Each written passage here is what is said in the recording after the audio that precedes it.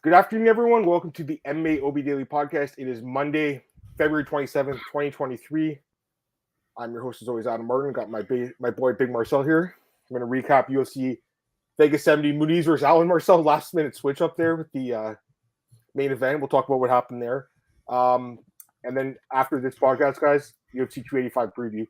I'm looking forward to that, Marcel, honestly. I want to talk about this card with you, but of the two cards we're going to talk about today, I'm much rather looking forward to talking about that card than Me too.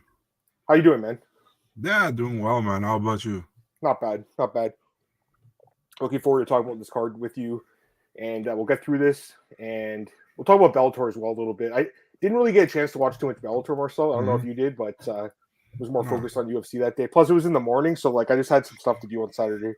Got Glenn in the chat. What's going on? We got Antoine. Glad to have you guys in the chat. All right, Marcel, let's just get into it. Might as well start with UFC Vegas 70. Start with the main event. Marcel falling out. Did you know anything was going to happen with this, before they announced on the broadcast, or was it a surprise to you as well? No, I didn't, but I got to give Stand Him Up, as the guy in the Netherlands. He posted on his Instagram that the main event was in jeopardy and that Krylov might be out. And he posted that, I think, an hour before the announcement. So nobody else posted, only he did. So I was like, yeah, I don't know if he's for real or not. Normally he's for real, you know. Which guy was it? Stand Him Up is his name. It's on Twitter and Instagram. Okay. And everybody was like, yeah, who's your source, or you're capping and this and kind of that. And then then they announced it, you know. So he was like, yeah, who's capping now, you know. And he's right. He was right. So good for him. But yeah, it sucks for us, obviously, because I mean that was an okay main event, I think, and it sucked us off. It's now rescheduled for three rounds at March 11. But yeah, I mean, I understand that they did Andre Muniz against Brandon Allen as a main event. I would have considered to do Suarez against De La Rosa, maybe, you know, but I would have definitely put that as a co-main event and not Mace against Sakai. But hey, man, it's short notice, so what can you do? They just moved everything up, I guess. Mm-hmm. I'm seeing the guy you're talking about. He has no followers on Twitter, but he was right, eh? So yeah, he was right. Because I'm looking at the comments, people are like, "Who are you? What's your source?" Well, the guy was right. So, and this has happened before. Remember, Derek Lewis and Spivak a few months ago was another guy that people were like, "This guy is a nobody. No one knows what he's talking about." He was at the event. He was like, "Yo, I'm hearing this fight's off," and he was right too, Marcel. And again, people are just doubting these people. Just because the guy's not Ariel One doesn't mean they don't have sources, you know. So. Again, if I saw it and the guy had no followers, I'd question it too. But I wouldn't just go and tweet the guy and talk shit to him, you know. Yeah, the problem is there's just too much trolling in community. You know what I mean? So people are really like, yeah, probably not. But yeah, you can't always be like that, you know. No, I agree with what you're saying. All right, let me get some more comments here. We got Joe in the chat. What's going on, man? We got Ox. What's going on, man? Antoine, we'll talk about Brandon Allen in a second. He's got a question about him. We got Beercha in the chat as well. Let's get into it, Marcel. Let's just start recapping. We'll start with the main event. Actually, you know what, Marcel? As far as predictions go, I think we did pretty well. I mean, I did pretty well. I think you did pretty well as well. I think we nailed a lot of the fights. But I didn't nail this one. The new main event. It was supposed to be co-main event, but yeah, man, I was blown away by Brandon Allen's performance, Marcel.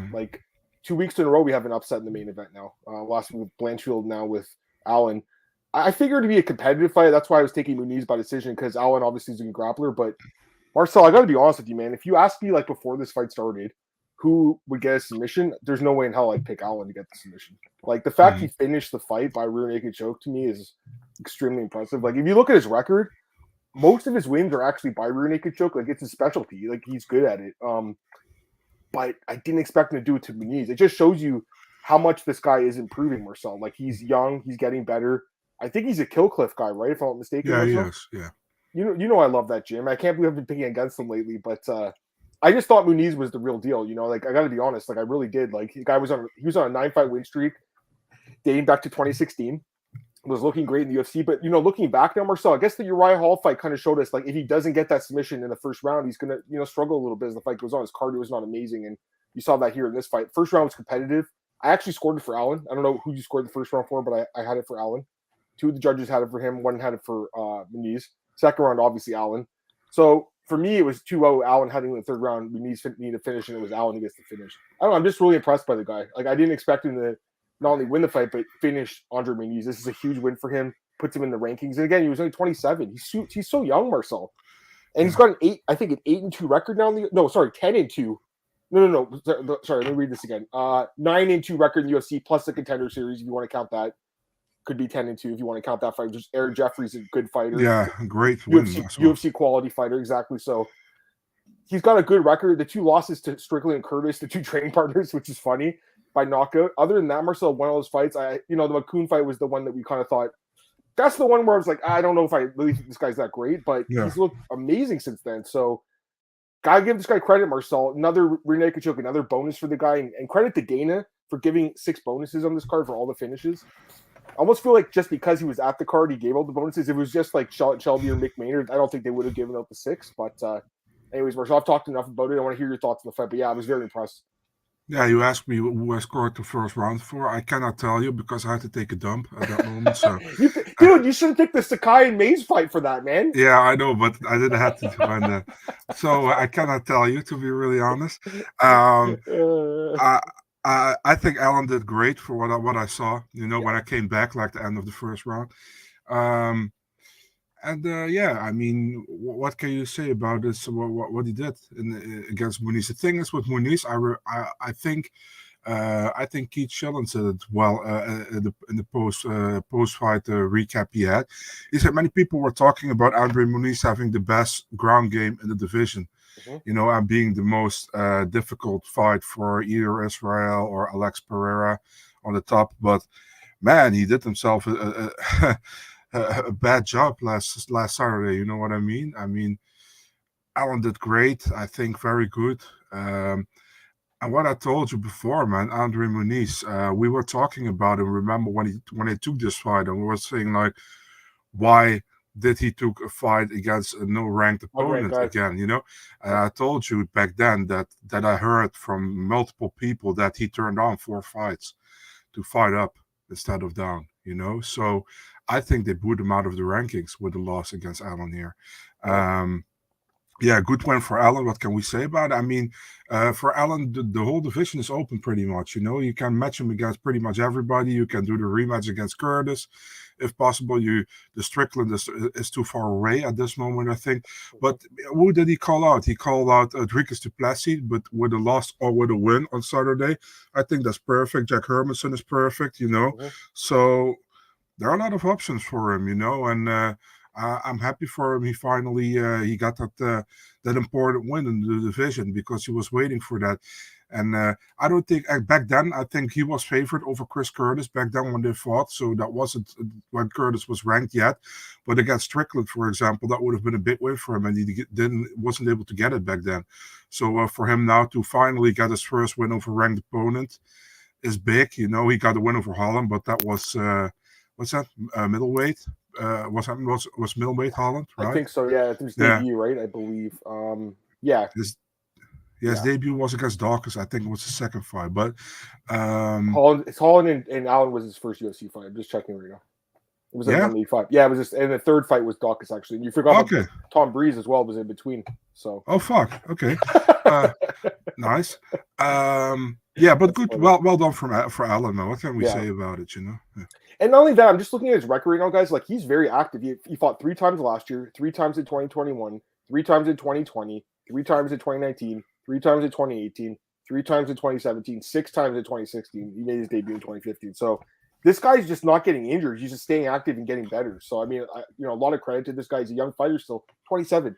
The other thing is, Marcel, I'm looking at Muniz's record again. Like I thought the guy was really good. I still think he can submit a lot of guys, but if you look at his record, Marcel, the only guy he has a win against right now is still in the UFC is Eric Anders. Because Hall's not in the UFC, Jacare's not in the UFC, Fabinski's not in the UFC, and Arroyo's not in the UFC. I mean, like, if you look at it like that, it's not that impressive, right? At the time, it was impressive, but now looking back a couple years, it's not as impressive as I first looked at it. So, I don't know. I think the guy can still submit, like, low-end guys, like Anders, kind of like middle-end guys, but a guy like Allen, I mean, I clearly underestimated him. I think you did too, Marcel. So, it is what it is, right? He's definitely a good fighter. For sure. Get some comments here, guys. Bircha says he expected better from me. Me too. Same here. Knox, Honestly, thought Allen would keep us on feet. Never expected this somebody. Dude, same here. Same here. Joe says yeah, L3 for Allen. Me too. Hype, what's going on, man? Glad to have you here. Wani, what's up, man? He says, why does Marcel look so handsome on the Vetcher Bosin podcast? Which one's that? That's one I do on the Monday morning with Dennis and Gilbert Ivory. Gilbert Ivory, yeah. But he looks like he's coming off a coke night with John Jones because he was hanging out with one Camilo Monderos and John Jones in Vegas. No, it's because I late as fuck too for you. Yeah, I just watched some TV and my eyes are kind of hurting or something. It's kind of itching, so that's why I was like on my eyes the whole damn time. So that's Marcel's coming off a Benji last night. Yeah. Knox says he'd like to see Allen and Hermanson. That'd be a good fight. I'd like to see that. Khabib trained Bears. John Jones trained with the cocaine bear. Yeah, it's crazy, but maybe. What's up, man? How's it going? I think Marcel just woke up. No, it's so late for him. I mean, what is it? Yeah, actually, I woke up when I did the Factors Basin podcast. That's why I just woke up. So what time is it there? 11? It's 11 a.m. p.m. Yeah, 11:50. You are tired. Anyways, let's go to the next fight, Marcel. Well, I don't even think we should talk about this fight because it was so fucking shit. And like, no surprise. I told you this fight would suck. I think we both said it would suck. I'm glad I got the prediction right, though. I mean, it's not easy to pick a guy at a 4-fight knockout streak, but I just think Dante Mays is just really bad. Like, honestly, Marcel, I almost feel like he should be cut after this fight. It was just so fucking bad. It was terrible. Is there anything you want to say about this fight other than it sucked ass? I think the person who put this on the main card should be cut. You know, I mean, what the hell? What is the thing with the UFC thinking that every heavyweight fight is going to end in the first round knockout? You know, I mean, when you saw Sakai clearly was better than Mace. You know, but he knew that he had to win there. You know, so he didn't took too many risks. He tried to finish a little bit, but not like he went not for broke. And obviously, I mean, I understand. Yeah, save his job. He had to save his job. Yeah, but I mean, was a horrible fight, man. I had to laugh when he was screaming in the mic like Sakai is back, or yeah, I'm back. I was like, yeah, for sure. Fight was so bad. Oh man, I mean, you could have had Charles Johnson against Ode Osborne on that spot, you know, but you chose to have like non-top unranked top 15 unranked heavyweights in there, you know. And for example, you got on March 11th, you got Volkov Romanov. Those two are at least ranked, you know, they have a name. For example, Volkov was a pretty high-end heavyweight against Romanov, was pretty upcoming. So although he lost his last fight, but I don't understand that at all, you know. It's like they probably thought like this is also going to end like Justin Tafa against Parker Porter, but at least Justin Tafa is a well-known knockout artist, you know what I mean? So you always have that. Mace and Sakai are knockout artists, you know what I mean? So it's like, I don't understand it, man. It's always I don't want to shit on the guys, but it's always the same guys, man. It's like Mace, it's Sakai, it's Josh Parisian, Alain Bodo, Parker Porter. Who else do we have? Chase Sherman. Because man, listen, Chase Sherman. What do you mean UFC Jared Vendera, another guy? Yeah, but Chase Sherman against Chris Barnett is on the ESPN prelim portion of 287. I gotta tell you right now, if that was on the fight night, that would have been on the main card. You know what I mean? But yeah, but everybody loves Chris Barnett, so that would have been a problem. But still, you know, I mean, it's just stupid. You know, it's like, why does heavyweight get the privilege to always be on the main card? It's just stupid. You know, it's agree. Like we are not in the early 90s or late 90s where we can where it's like it's heavyweight, so we have to put it on the main card. It's just like we're not in the prehistorical days of MMA, you know, like you know what I mean. You got like a 600-pound guy against a 700-pound guy, and let's fight each other, and let's see who dies first of heart attack, you know. So I mean, it's just stupid. They got to bring back Data 5000. And, dude, oh my God! Bring Kimbo Slice back from the dead and put that on the main card. Oh shit, man! Yeah, I remember that. Blast from the past. Speaking of heart attacks, right? Let me get some comments here. One, Sakai deserves a co-main event against Alain Bodo. Yeah, that would be a great fight. Not thoughts on lower level heavyweight fights being on the main card. I think you know our thoughts. How is Mace still on the roster? I mean, he does have he has that win over Josh Parisian. That's why he's still on the roster. I think at this point he's probably like one loss away from getting cut though. Like he's not that impressive to me. And That win was a good win, but other than that, he's looked terrible. I got lucky that fight against Abdul Wahab went to a no contest, because now he's only one fight losing streak. Otherwise, it would have a 2-fight losing streak. You know. Yep, for sure. UFC should play a stinker of the night bonus to deduct $50K from the pay. I mean, I don't think these guys make $50K, so that's pretty harsh. Need Sakai and Porter. Maybe they'll do Sakai and Tafa. I could see that. And could they do Porter and Mays? Oh, that's the next fight, isn't it? It's going to be Parker Porter and Joshua Mays. I'll pick Parker Porter if that's the fight. I think he's slightly better. What's up, man? How's it going? What else? Heavyweight division lacks skill fighters. It isn't like it was about 10 years ago. It's never really been the best division. Let's be honest. It never has been, right? Mm-hmm. It's only really exciting when you have like the big guys, like their freaking nature, like a Brock Lesnar or a Francis Ngannou, or I guess Cyril Gane's a little different, and John Jones. We'll talk about those guys in the next podcast. But yeah, do you guys think fighters on the right ask for money for interviews? No, I mean no. This guy Cedric Dumas was the guy. He's a nobody fighter. First off, now the guy that he was talking, I don't know if you guys saw this. The journalist he was talking to was also being kind of unprofessional to me. So they're both in the wrong here. But yeah, I mean, you absolutely should not be asking for $100 to do an interview. But there's no fucking way I would do an interview at Friday night at 11 p.m. with some guy that has like no followers either. I wouldn't even do it. I would just say, sorry, man, I got to pass on this. Besides that, just say no. Just say no. But honestly, Marcel, if you asked me, I'd also say no, you know? And I wouldn't ask for money. I would just say no because it's way too late. I'd rather just be sleeping at that time with like drinking beer or something. Listen, I'm crazy enough to say yes, for example, because I don't care. But if you don't want to do it, just say no, man. But it was a really weird conversation, you know. Yeah, a lot of spelling mistakes besides that. But I was like, this guy asked for an interview at a certain time. It's just, in my opinion, if I ask an interview to a fighter, I always just say to the fighter, what's most what's the time that's convenient for you? Yeah, absolutely, exactly. So that's what I always do. And honestly, Marcel, that's why I don't do interviews anymore, because I don't want it to affect my life. And honestly, I wasn't getting paid like more money necessarily than what I would do for a normal article. So I'm like, let guys like James Lynch that, you know, revolve their schedule around the interviews. Exactly. Let these guys do it. Like, let them focus on it, and I'll focus on my own like articles and fight breakdowns and stuff like that. You know, so like you have to find your niche.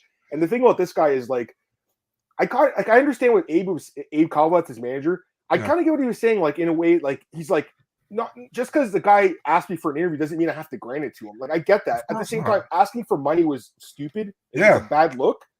But I also kind of think that you can't say yes to everyone too. You know? No, you don't have to. But who's asking this guy for an interview? The Cedric Dumas guy. By the way, I don't know if you saw that thing about him. Apparently, like assaulted some woman allegedly. I read that. Is that true? Is that true? The thing that I've heard, and I don't know if that's correct, that he got jumped by 4 people. That's what I've heard. Yeah, I saw something. That he struck her.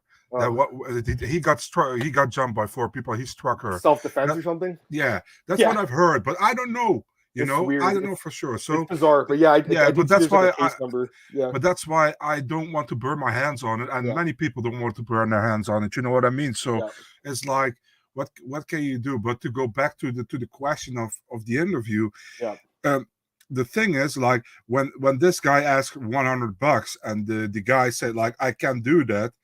Let's say, okay, then no. That's it. That's kind of escalated, man. He was he was calling him names and stuff. I was like, dude, it was really what weird. the hell? And then he weird. makes it public. Why making it public? Yeah, because he wanted to clout, man. That's why. I mean, like, I wouldn't have even told anyone. I would tell like you in private. You know what I mean? Like, I wouldn't also make it public. I wouldn't.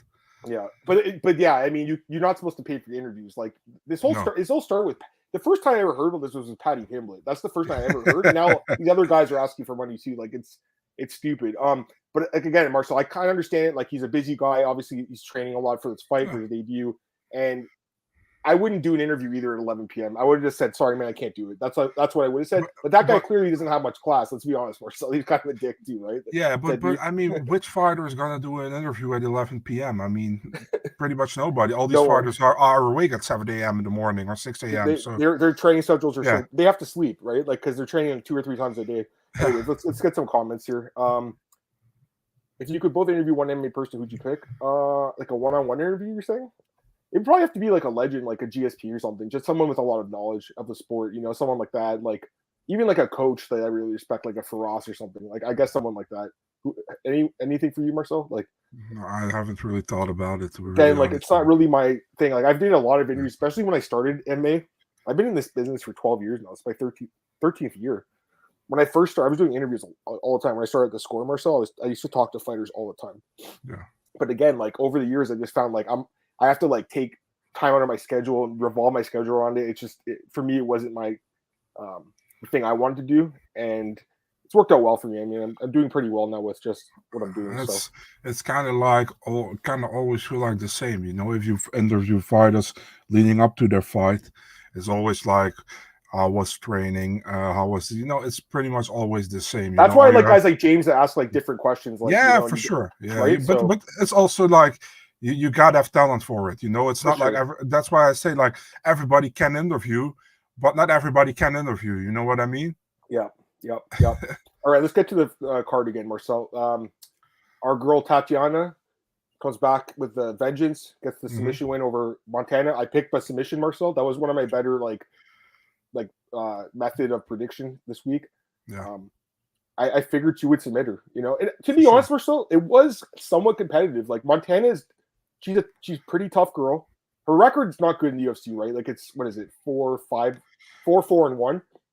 She's 1-3-1. She loses to everybody who's a little bit ranked more above her, right? Yeah.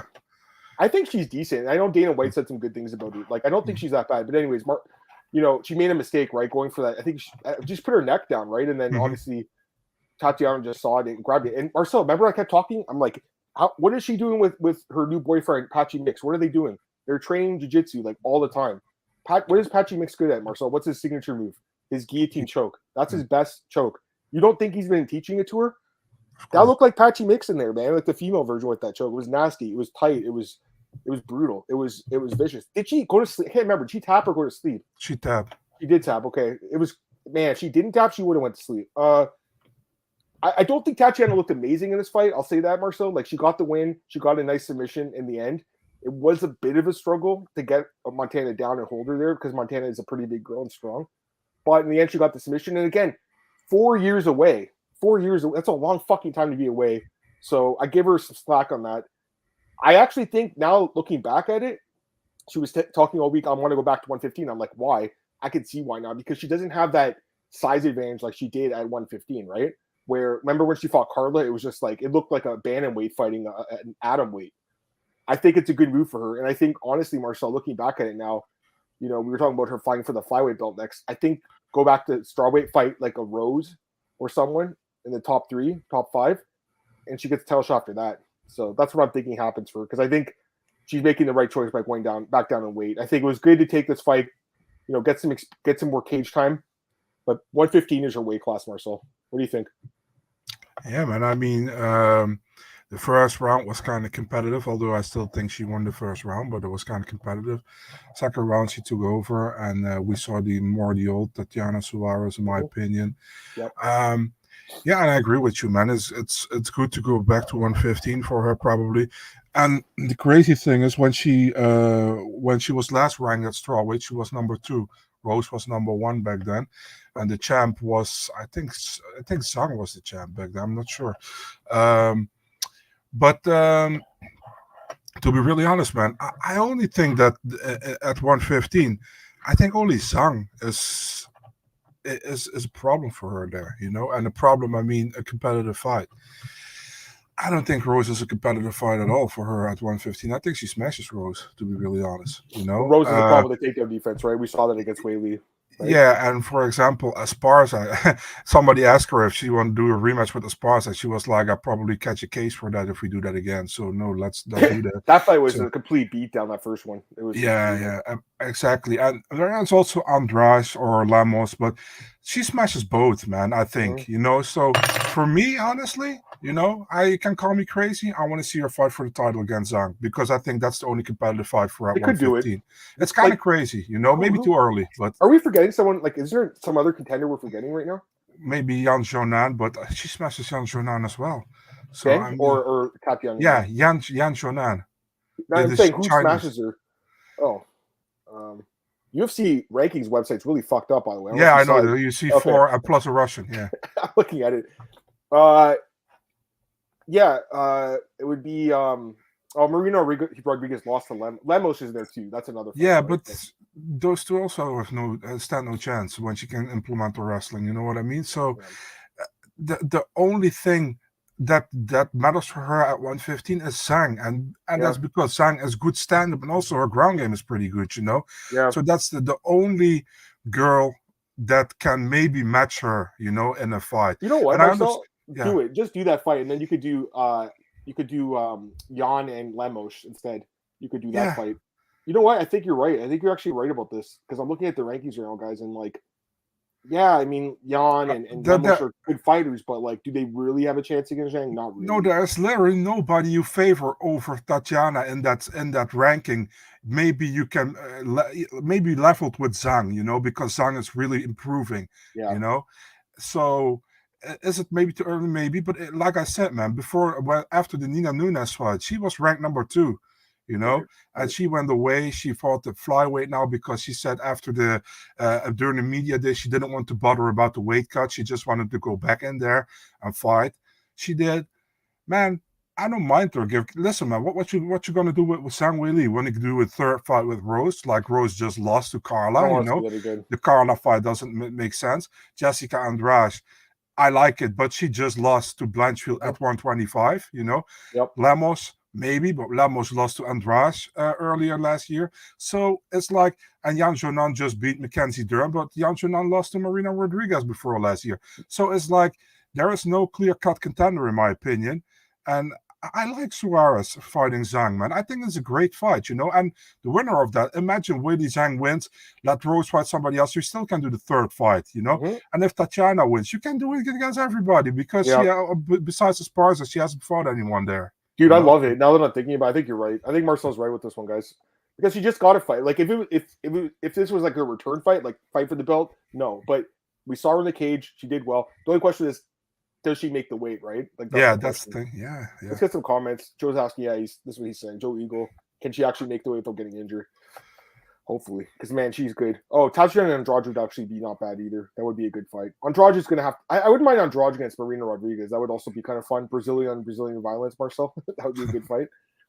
Montana fought Arujo and Bundesliga competitively. She's not bad. She's not like honestly her records like that's the thing. Like it depends who you fight. Like even Sakai, like the guy 4-fight loses kid, but they were all against top 15 opponents, right? Like you have to look at that as well. What you said Andrade against Rodriguez. Yeah, they're never gonna do that. Those are best friends.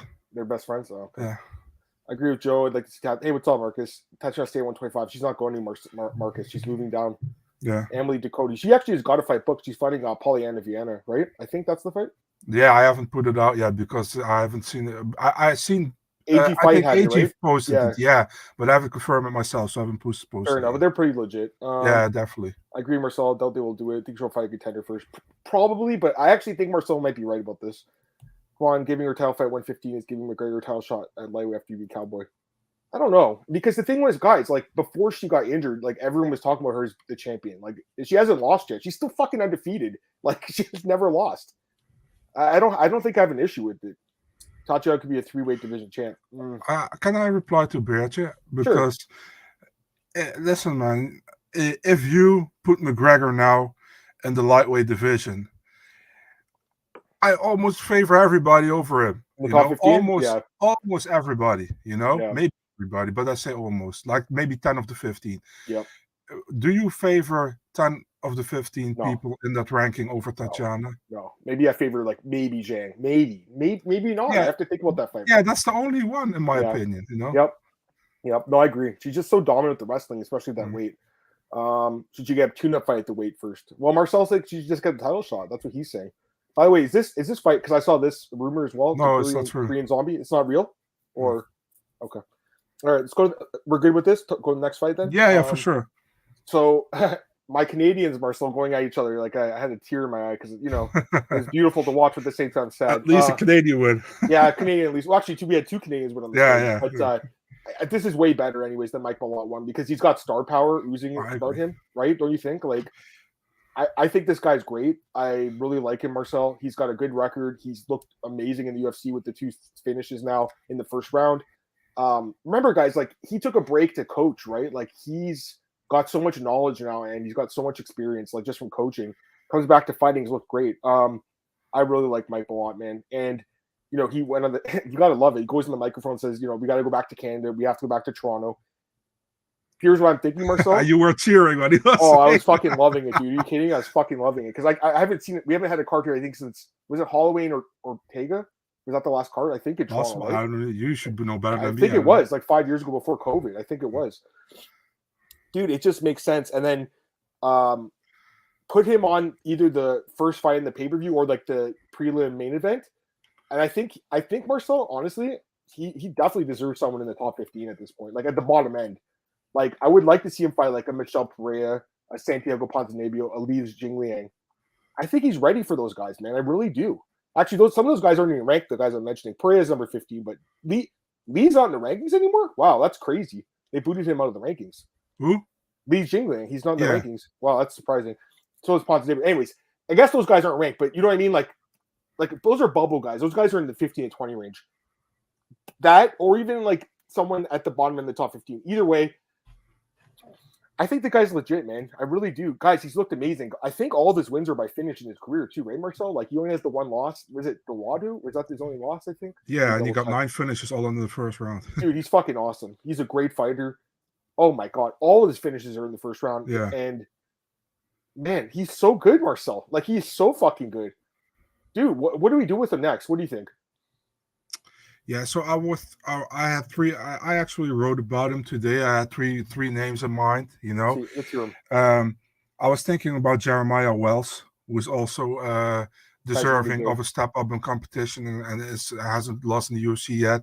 Yeah. Phil Rowe, I think he's doing well as well. That's Phil Rowe, you know, yep. And if not, you can go with Randy Brown. You know, that'd be a good fight too. Randy's also in that like 15 to 20 range. Just exactly. This is like it's like these guys who are around 50-20 range and who are either on a good streak or have lost recently, like Randy Brown, but they're still like super legit. You know what I mean? Yeah. And I really like Mike Malott. You know, I really like also the way he presents himself. Man, he seems like a super down to earth guy.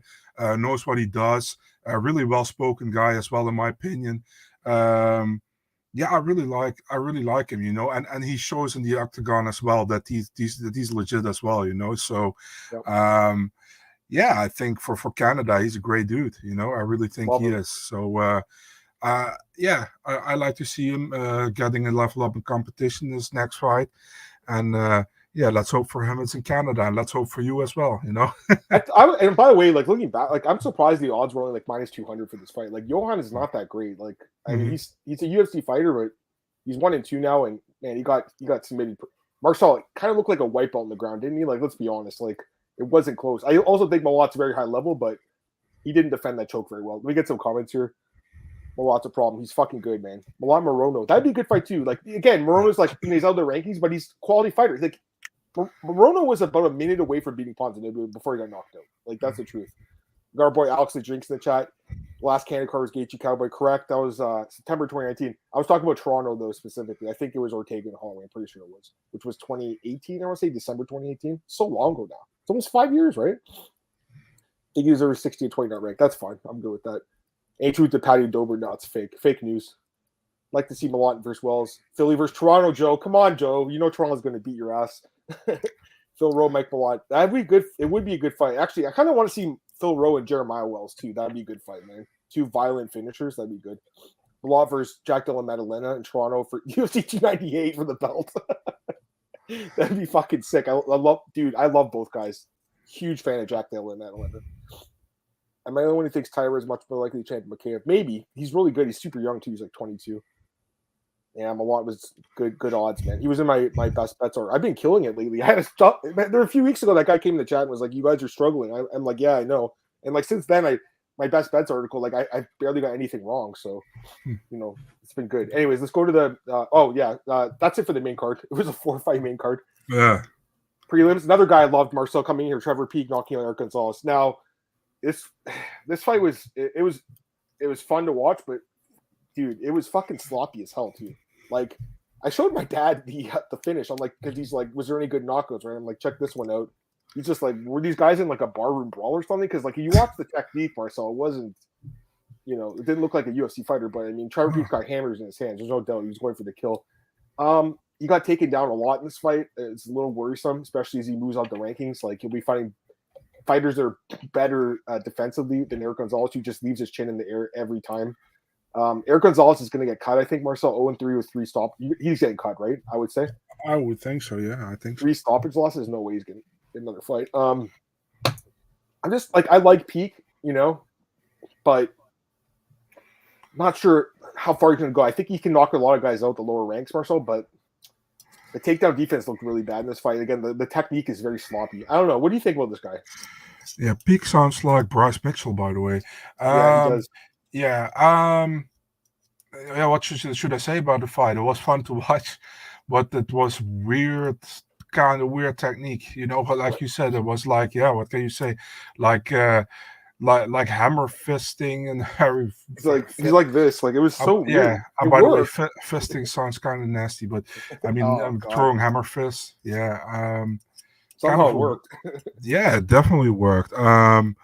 Yeah, what can you say? Well, it was a real weird fight, you know, but it was fun at the same time. So, yeah. But yeah, I feel like, I feel like for Gonzalez, it's kind of done right here. You know, it's like he lost to Miller. He lost to last time. Harris. Yeah, McKinney, the submission, and now he's losing to Peak. So for Peak, good debut, you know, but we'll see, man. We'll see. Yeah, no, I agree. We get some more comments here. Yeah, they were crazy hammer fist, Joe. It was interesting to say that. Is the rescheduled Spilo, Stan, and Krylov going to be fine? Has it been rescheduled? Yeah, March 11th. Oh, they did. When did that happen today? It's not been officially announced, but 3 rounds. Oh, it's 3 rounds? Which card is that? That's the the Jan Marab. So it'll be co-main event on that card then, probably, right? Or maybe they replaced the Abus fight because Abus doesn't have an opponent. That fight fell off, right? Yeah. Is Mahmoud staying on the card? Do you know? Or? No, Abus might stay on the card. Mahmoud is out. Oh, Mahmoud's out. Okay. Yeah. They're searching for an opponent, but they haven't found one yet. So. I mean, I don't think too many people want to fight that guy. Let's be honest.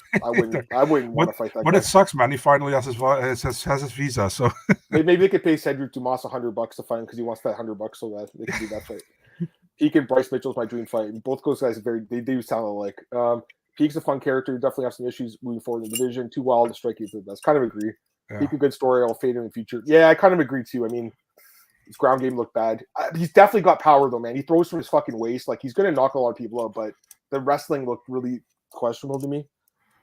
You guys actually bet on the fight individually or parlay? I prefer betting on them individually, personally, Bircha, just because like parlays are. I mean, yeah, you can. It's a sexy thing to like be like, oh, I hit this like huge parlay, but like the odds of hitting them are not as high. I prefer just betting them individually, personally. Crazy old Peaks isn't Peak Abu. That's like the guy in Power Slap, Jesse Busta Nutting. Power Slap? Yeah, there's a guy named Jesse Nutting. He's a former MMA fighter. His nickname's Busta, so it's Jesse Busta Nutting. It's kind of funny, actually, but yeah, the Power Slap thing. We'll talk about that during their pay-per-view. Let's don't. 2 weeks from now, their pay-per-view's on. Peak and Levitt. Yeah, I was thinking that too. We'll talk about him in a second. Let's deal with the 185 black belt. Jamie Pickett? Is that? Or no. What's his name? Ikram Aliskera. Yeah, the guy who beat Dennis, right? Tulunin? Is that the guy? Or no. That's Alias Kapkizriev. No, my bad. Aliskera is the guy from Contender Series. My bad. Sorry, guys. My bad. Like, they kind of mix together sometimes. Individually hard to make a profit. No. I think that's the way to go. I think if you look like serious bettors, dude, bet single bets. Like, they don't do really big they don't do parlays. Parlays are more. That's what I would. I mean, that's from my experience. Like, people that are betting a significant amount of money, they bet big on one guy. Like our boy Marcus in the chat, he'll put like 5 dimes on one fighter. Like, I think he's going to go heavy on Marab, right? Marcus, I don't know if you're still in the chat. We were talking about it in private. But other people will put a smaller amount on the parlay, and if you hit, you obviously will make a bigger profit, but it's harder to hit a parlay, right? So I don't know. 100K on Muniz. Oh yeah, some guy bet 117. No, yeah, 117 to win 60, and he lost. When I saw that, I was like, "There's no way he's winning this fight." Like, it's like, honestly, like sometimes it feels like it's too easy to happen, right? Like, again, betting is not easy, guys. And that guy who lost that money, hopefully he didn't jump off a bridge or something. Yeah. Probably didn't, but I mean, if you can put that money out to bet, you probably have enough. Yeah, exactly. How many buyers will the Slap League pay-per-view have more than 10K? Probably, because Dana White's going to promote it, right? So I think it'll do like a little better. Dude, he even put that Las Vegas card earlier for that. Yes, I saw he was talking about that. So they're going to do smart. the Marab in, what time does it start at? 1 p.m.? Marab in... Yeah, earlier at least than normal. I'm going to double check. I think an hour earlier. Marab and Peter on 3 p.m. So it'll end at like 8, and then they're going to do Power Slap. That's why the card is in the theater at the Virgin Hotels. Yeah. And then Power Slap is at the Apex instead for the pay-per-view. I don't think the guy tested positive for coke is fighting, by the way, which just sucks because I would fade that guy, John Kennedy, excuse me. Remember, Marcel, that's our new thing, right? We just fade guys do coke like Juan Camilo. 170K reminds me of the guy bet more on Muniz. Oh yeah, wasn't it like the guy bet was it $1 million or no, it was like 100,000 to win 5,000 or something. I can't remember. And then Muniz got destroyed. That's fucking funny, dude. And you know when they post that, everyone's just rooting for that person to lose. Like no one wants to see someone get rich. That's the truth, Marcel. As much as you want to be like, oh, it's nice to see someone win. No one wants to see someone else get rich. They want to get rich themselves. Rab should be in prison for retiring all the most boring fight possible. Bilal style, says Lucha. That fight was pretty bad, yeah. All of March 4th cards are great for sure. How much you charge the slap pay-per-view? I have no idea. I'm definitely not buying it. Rab wins by lane play. I'm a live myself. Oh god, don't kill yourself, Juan. Please, we like you in the chat. All right, let's go to the next fight here. This one we'll go in quick. Good for Jasmine, man. Jasmine Jadzavicius, another Canadian. Marcel gets the win. I should have picked her, man. The fact they went against the Canadian Marcel, oh god, they're gonna revoke my Canadian passport, man.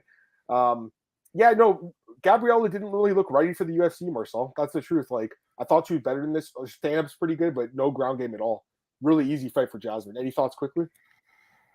Yeah, man. Unfortunately, guys, Adam won't be back next week because he has to make sure he gets his license again. Send me out of the country.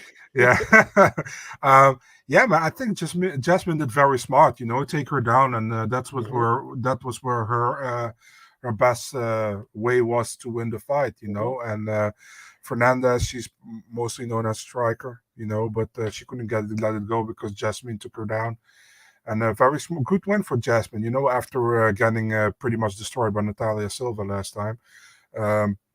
Yeah, well done. Back on track. Good for her, Yeah, no, for sure.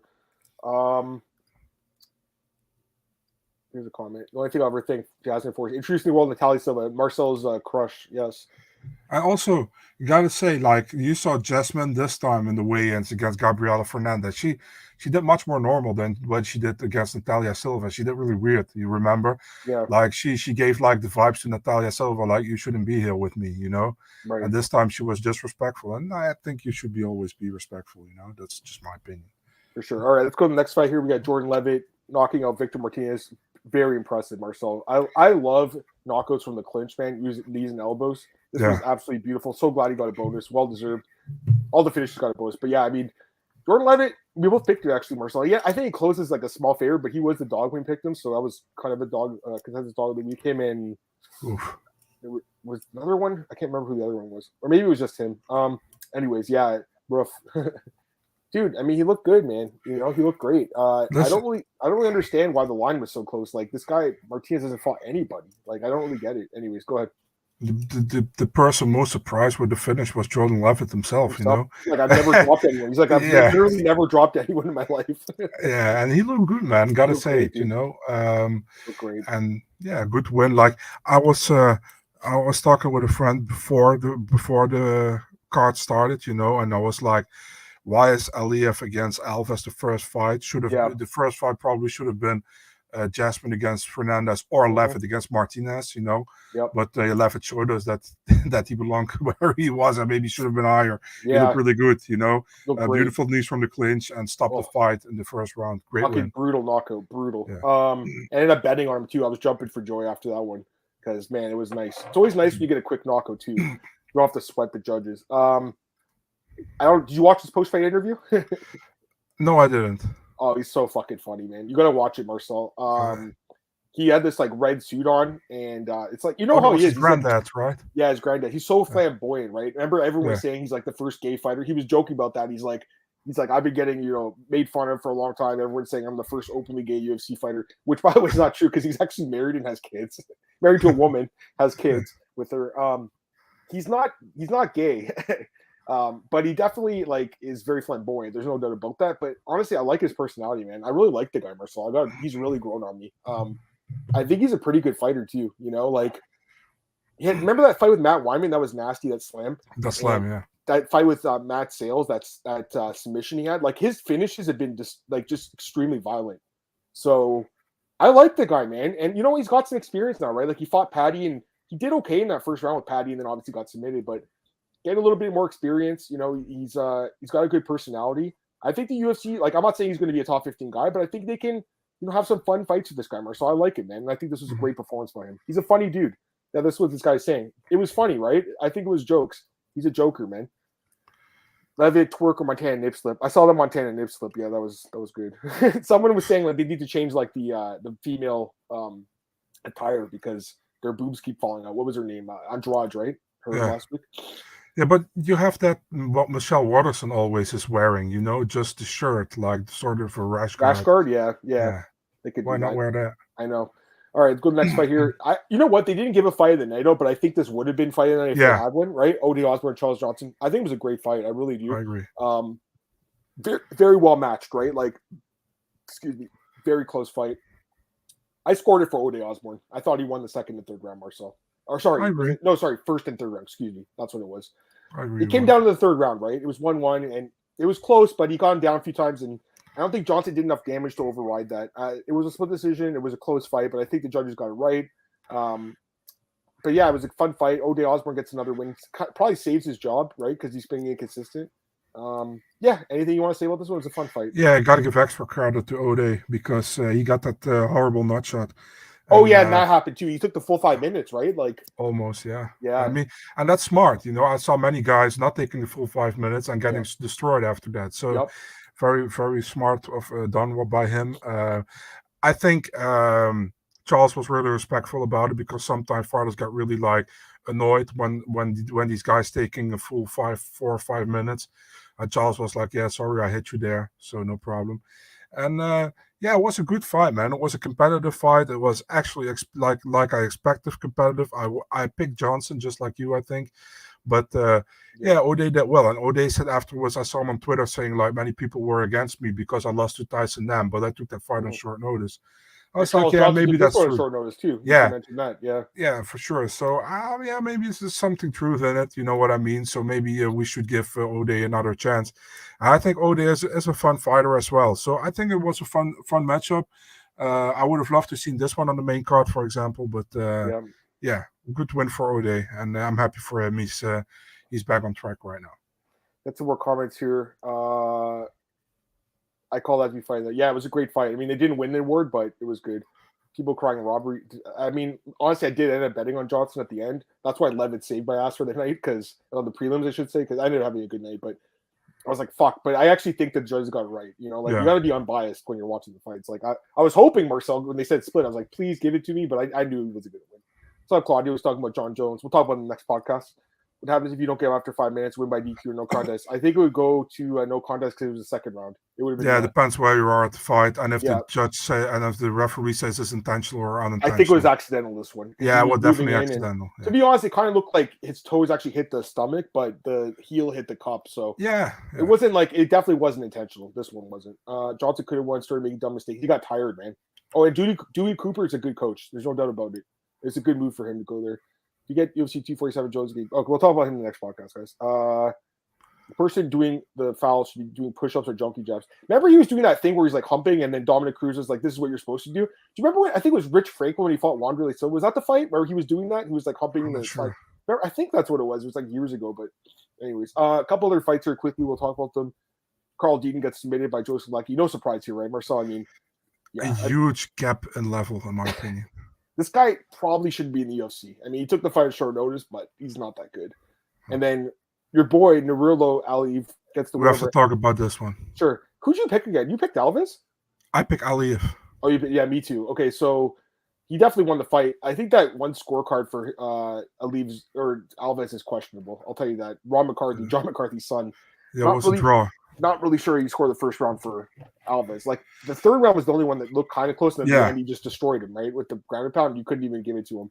But I know you want to talk about the biting, right? So go ahead. Of course. Go ahead. So the thing that really bothered me, man, was like, and people call me biased on Twitter. What the hell's wrong with you? You know. I saw the comment. The thing is, like, first of all, I don't have any money on that fight, so I don't give a shit. Honestly, who wins? You know, I have my pick here. Yeah, but I don't give a shit. You know, I want to see the fighter who deserves to win should get the win. The thing is, when Alves says like, I got somebody, he bite me.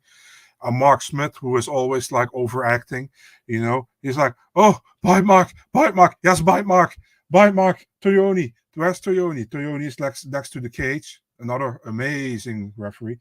Can you watch the video? So he's watching the video, and Toyoni tells him, I don't see anything, you know, there's no, I can't say he bites him or not, you know, and then he's like, yeah, bite Mark, 1 point, bite Mark. I was like, dude, first of all, how can he bite Alves? First of all, Alves has to stick his finger in his mouth, which is fish hooking, which is already a foul. So the first foul is with Alves, you know. Then they ask Aliyev what happened after the fight. And obviously you don't have to believe him, you know, it is fully up to you. And he said, like, Alves put his finger in my mouth and I tried to spit him out, and it touched my tooth, you know. Obviously, he probably bite it when it was in his mouth. I would have bite it as well. You know, you don't have to put your fingers there. It's like with Dustin Poirier and Michael Chandler. Remember when Chandler did it as well, but with Poirier. Yeah. The first fall is with Alves, and Aliyev gets a point deduction. This is actually stupid, you know. And Mark Smith is an idiot for it, you know. Toyoni, I don't blame Toyoni here at all, you know, because he clearly said I couldn't see anything, so there's no it's inconclusive or whatever what he said. But Mark Smith just took a point because he saw bite mark. Dude, what the fuck, you know? If there's a bite mark on somebody's chest or on the shoulder, yeah, you can take a point for sure, you know. But on his finger, you can put that in your mouth, you know. And people was like, yeah, but he has to bite him because he has the how is that, the mouth guard in, so you can't have the teeth on the top, but only down. Yeah, for sure, but you still cannot put your finger in somebody's mouth, you know. And then people were like, yeah, he put his finger in his mouth, but he bite him. Yeah, after he put his finger in his mouth. So we make the first fall. That's Alves. You know what I mean? And I understand Alves wanted to try to get up. So he tried something and he got away with it. He actually, he benefited from it because Aliyev got a point deducted from it. Thank God it didn't mention for the fight. But it's just stupid, dude. I don't see how a referee can take a point when there is no evidence of something. You know what I mean? Yeah, I get what you're saying. I mean, he said he saw the mark right on his finger or whatever, so told the judges that. A couple other comments. Mark Smith's not a great ref. I don't think he's great. Wasn't that someone from Commission told Smith he didn't see evidence? Yeah, I mean it was weird, but I mean, listen, man, like you can't bite someone at the same time, but you shouldn't do fish hooking either, right? They're both fouls, like you said. Bro, if I put my finger in your mouth, you know, and you would bite me as well, believe me, or you would try to do anything to get my finger out of your mouth, or maybe true? that's by the way, or you have a fetish. I don't know. Yeah. Is Pavlos with backup? Is that true? I haven't heard. I have no idea. Where'd you see that, Bircha? Some people were talking. I saw a rumor, but I don't know if it's possible. Sakai. I like this question too. No, I always like it from Marcus. Who stock dropped the most? Muniz, Okamoto reported. Okay, so it's official then. Okay. Hopefully that doesn't happen. Because I want to see Jones and gone. I've already did my breakdown. And yes, it's correct. Ali Abdelaziz says he's the backup. I see it, Marcia. Who stock dropped the most? You said Muniz, Marcel? Is that what you said? Yeah, Muniz. I definitely think so. You know, Muniz was on the main event out of nowhere. Was supposed to actually win against Allen. Didn't got the win. Overall, Sakai, Mace, we don't rank them. Suarez was supposed to win against Montana. She did. So, I mean, overall, all the other guys weren't ranked or whatever. You're so right. it's like, yeah, it's definitely Muniz. By the way, you think Alves will get cut? He's 1-3 in the UFC. Or do you think he shouldn't. Yeah, he's fought good fighters, right? Yeah. Well, he lost to Demiris Magulov. He lost to Nurullo Aliyev. Yeah. He lost to Drew Dober, and he got a win over Mark Diakese. So, I mean, listen, look at who he fought and look at who Pimblett fought. I know. I mean, yes, I agree. Anything else you want to say, or are you good for this card? Anything else? I'm good for this card. I let my rant go, so I'm good. It was a good. I mean, it was decent. It wasn't like the best card ever, but it was decent. There were What some would good you give finishes. it? Like 7 out of 10, I guess. Yeah, I would also go with 7. I didn't have high expectations heading into it, but like Levitt's finish was really nice. Malott, the main event obviously was a good finish too. Not the greatest card, but that's a good fight, by the way. Joe Eagle gives. I like this one. This would be good, and it makes sense, right? They're both kind of struggling right now, but they're both exciting guys. It makes a lot of sense. All right, let's get to Dober. Yeah, exactly. Let's get to Bellator really quick, Marcel. Like I said, I didn't really watch it. But we could talk about Amasov. He dominated main event. It wasn't even close. First time was split decision. He wins 50-45. Where do you rank him in the welterweight rankings right now in the world? Like, you think he's? I saw some people say he's the best guy in the world. That's crazy to me because he's not fighting the best guys. But I would say top 3. You think top 3? Yeah, I would put him top 3. Oh man, I don't know if I could. Like, because right now I would definitely say like Usman, Burns, Colby, and Hamzat. I mean, those guys right now are definitely above him. Yeah, I don't really rank Hamzat as a welterweight. That's probably why. Let's say top 5 then. Yeah. Okay, yeah, because I mean, like, I think Burns, like, look who he's fighting, right? But I think he could be like a Bilal Muhammad, to be honest with you. I would put him in the top 10. I don't know if I'd go top 5, but I do think he'd beat like a Stephen Thompson. I think he'd beat Stephen Thompson though. He's like number 6. The last comment. Look. Which one? The Juani. This one? That's funny. Yeah, he definitely dominated the fight. My boy Jeremy Kennedy got his win. Easy fight for him. Good. Pedro Carvalho, man, he's not against your favorite fighter. Yeah.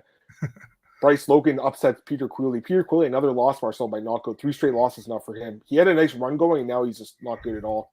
Sinead Kavanagh gets a win, probably gets another destruction fight against Chris Cyborg. Yeah. Also, your good call, Marcel. Mike Shipman, you said he was going to destroy Charlie Ward, and he didn't destroy him, but he won the decision, so that was a good. Yeah, and no, without a problem. Charlie Ward is 42 already, and was already not great in the UFC, and he fought. Right. He got a good streak in Bellator, but against low-level competition. And Mike Shipman is decent. So for sure.